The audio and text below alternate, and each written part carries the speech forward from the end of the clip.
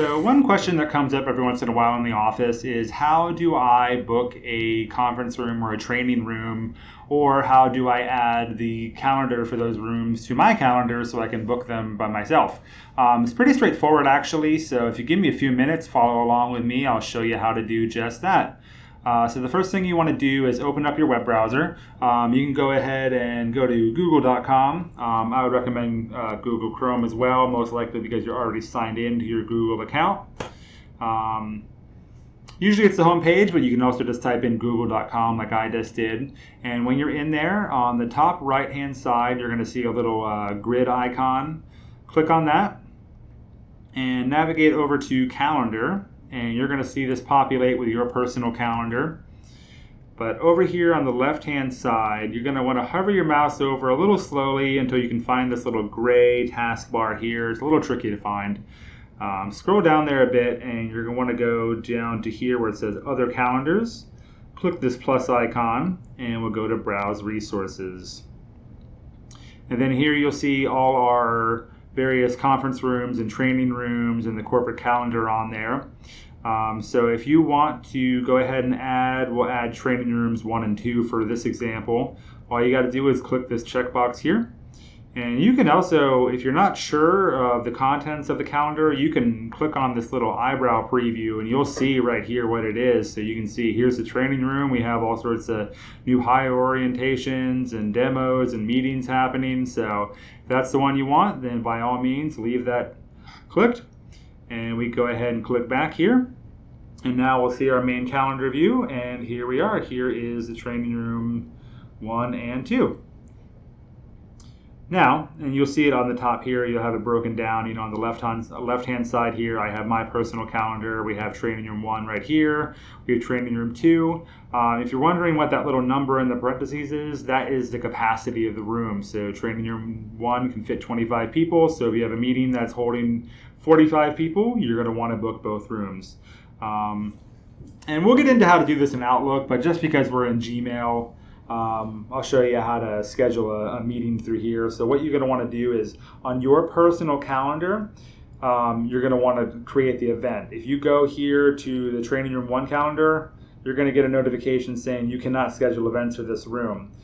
That's because it's think of it more like it's more like a resource rather than an actual entity.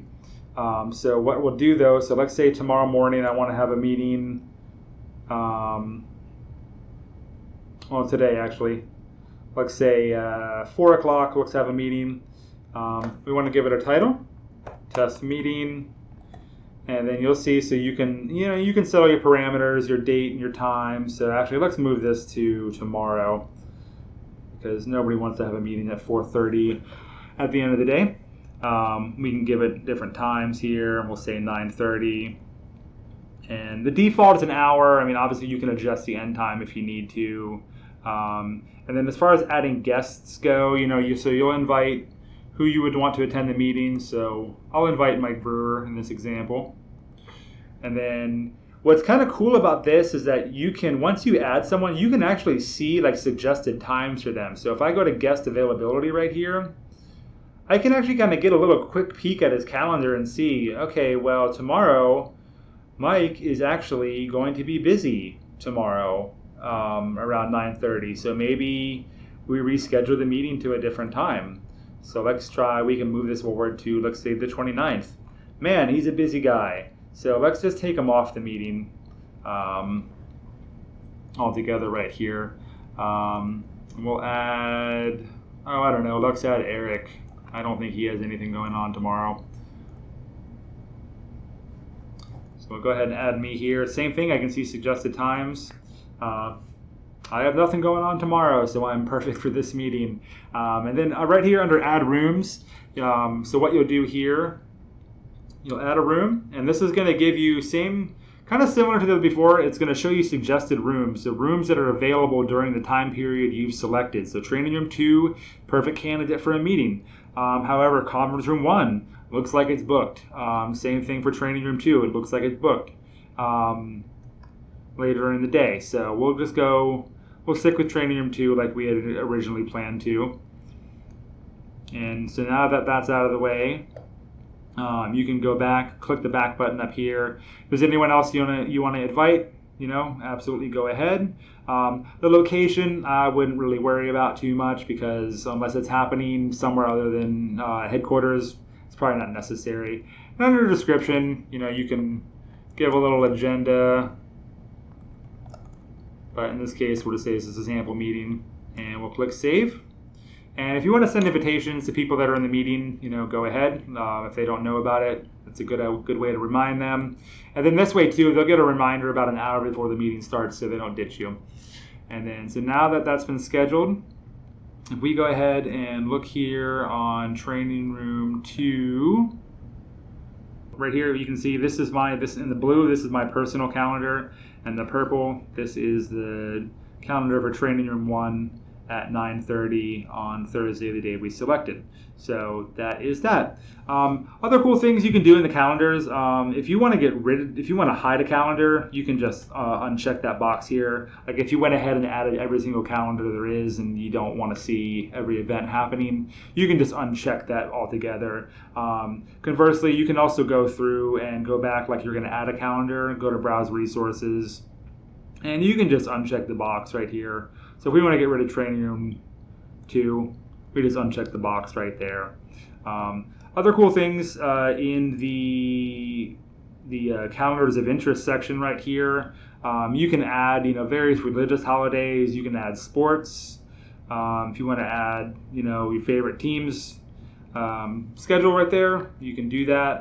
So if you want to go into football, for example, if you want to add the NFL calendar, you can go in there right there, and let's see. I'll add the Steelers just because that's the only football team I really know. And so there. So now when I go to my calendar, I should see there. And we'll change the day to month. Coming up, here's the Steelers schedule. So if you go in there, there's all sorts of cool stuff you can find in there for sure. And then we'll take a look at the Outlook calendar shortly here in a second. Okay, and then one thing I should mention too is that unfortunately, the way these calendars are set up, when you add them in Gmail, that's the only way. You can't add the calendars the way I just showed you in Outlook, but once they are added in Gmail, they do show up. So for example, I have Outlook open right here. If I go down to my calendar view, you're going to see right here, I have my Training Room 1 calendar here. That's going to show up right here with all the various events that are in the training room. And I also have my Pittsburgh Steelers calendar right here. And looks like that's not starting for a while, but and then as far as adding events through Outlook, it's the same process. So remember what you want to do. You do not want to go in. If I want to book Training Room 1 for, let's say, next 30th, I do not want to go in and just double click and add an event there. What I want to do is go onto my personal calendar, and we'll make a new appointment. And then once that comes up, we'll give it a title. We'll call it New Appointment. And under Invite Attendees, you want to add, whoever's coming. So I'll invite myself, which I think you might need to go into your address book and add them just to make sure this works correctly. See, it doesn't. So we'll invite Aisha instead. That's fine. I'm sure she'll be pleased. And then, so under Resources, what you want to do, you want to click here. I'm sorry, not Aisha. Aisha's not a resource. But you want to go ahead and find, so we'll find Training Room 1 right here. You see all these ones. You can kind of tell the difference because it might be a little hard to see, but you see how the actual people, they have little person icons, whereas it looks like a door icon for the training rooms and the conference rooms. So what we'll do here is we'll select Conference Room 1, and we'll go into Resources, and we'll add it like that. So what's going to happen now is that I send this out. It's going to show up on my calendar. It's going to show up on Aisha's calendar, and it's going to show up as booked on the Conference Room 1 calendar. So if we can go ahead and hit Send, and then now you see it's populated on the calendar right there under my calendar. And you got to give it a little bit of a second. Everyone enjoys your day. Bye-bye. If you have any questions, just let me know. We're more than happy to answer them. But other than that, I hope